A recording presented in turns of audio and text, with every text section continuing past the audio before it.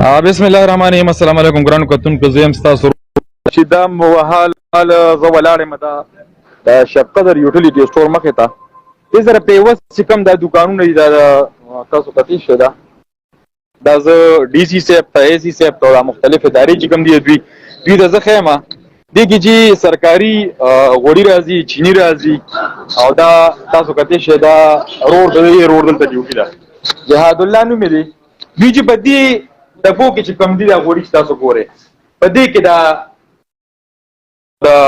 دغه غوړي چې راځي دا په دې کې پیک کوي، په دې دوکانونو کې سامبا لیږدي، بیا خپل خپلوانو له او خپل یارانو دوستانو له خپل چې کوم د دوی پرسنل کسان یې هغوی له بیا پټ ورکوي په غلا باندې.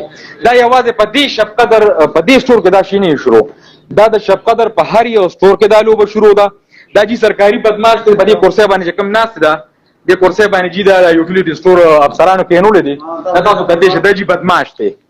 د وحشي چې کوم دی مونږ رالو نو ده چې کومې خبرې اترې وي د بدماش خبرې اترې مونږ اوس د سره کوو چې تاسو دا غوړي یوازې ته نه کړې روژانه، دا خفه کېږه مه خیر دی، ته دا خبرې یوازې ستا نه دي، دا د ټولو سټورونو زه ورځم په هر یو سټور باندې.